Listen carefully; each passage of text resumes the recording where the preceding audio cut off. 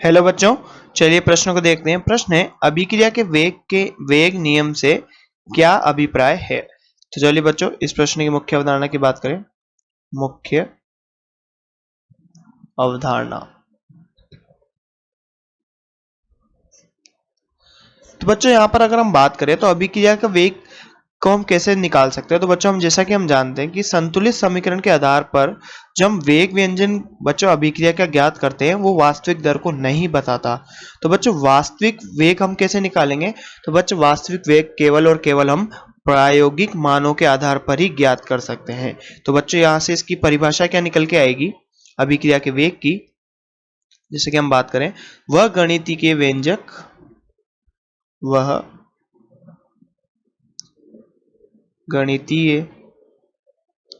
व्यंजक जो अभिकारकों के मोलर सांद्रता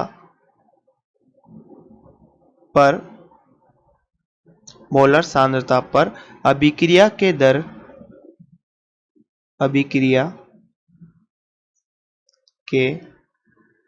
की बच्चों यहाँ पर प्रायोगिक निर्भरता पर निर्भर करता है, प्रायोगिक मानों पर ही निर्भर करेगा। तो बच्चे बोलेंगे प्रायोगिक निर्भरता को व्यक्त करता है। प्रायोगिक निर्भरता को व्यक्त करता है। तो बच्चों हम उसे क्या बोल देंगे, वेग नियम कहलाता है। तो बच्चों वेग नियम कहलाएगा। बच्चों यहाँ पर हम इसे उदाहरण के रूप में समझे, उदाहरण के रूप में समझते हैं बच्चों। किसी सामान्य उदाहरण की ए प्लस बी बच्चों यहाँ पर देता है उत्पाद। बच्चों अभिक्रिया नियम की बात करें, जैसा कि हम यहाँ पर इसकी परिभाषा समझ सकते हैं। तो अभिक्रिया दर नियम क्या होता है, आर रेट बराबर बच्चों के, यहाँ पर एक कांस्टेंट होता है क्योंकि समानुपाती होता है यहाँ पर क्रियाकारकों की सांद्रता के घात के। तो बच्चों यहाँ पर ए की पावर यहाँ पर बी, ए की घात बी और बी की घात क्यू। तो बच्चों यहाँ पर P और यहाँ पर Q। अब जैसा कि हम देख सकते हैं बच्चों यहाँ पर रस समीकरण में थी, जैसे कि हमने यहाँ पर अभिक्रिया को संतुलित कर रखा है। तो ये संतुलित अभिक्रिया जो यहाँ पर दे रखी है ये हमें वास्तविक दर का निर्धारण नहीं कर सकती बच्चों। यहाँ पर जो वास्तविक दर का निर्धारण करेगी वो यहाँ पर जो A के ऊपर जो घात है यहाँ दर नियम में P तथा B के ऊपर जो घात है बच्चों की Q। तो P प्लस Q को बच्चों हम क्या बोलते हैं, कोटि बोलते हैं। और यही अभिक्रिया का दर का निर्धारण करती है, ना कि बच्चों A प्लस बी। हाँ बच्चों एक बात हो सकती है कि कभी ना कभी ये a प्लस बी और p प्लस क्यू बराबर हो सकते हैं, पर हर बार ये जरूरी हो ऐसा हो ये जरूरी नहीं होता। तो बच्चों हम यहाँ पर p प्लस क्यू को कोटि कहते हैं और यही हमारा अभिक्रिया की दर का निर्धारण करता है। तो बच्चों जैसा कि हमसे प्रश्न में पूछा गया था अभिक्रिया वेग नियम से अभिप्राय है, तो बच्चों हमने देखा कि अभिक्रिया वेग नियम को हम केवल प्रायोगिक मानों पर ही निकाल सकते हैं, प्रयोग द्वारा ही निकाल सकते हैं। इसको संतुलित समीकरण द्वारा नहीं निकाला जा सकता। और यहाँ पर बच्चों हमने यहाँ पर इसके उदाहरण से भी समझा, सामान्य उदाहरण से।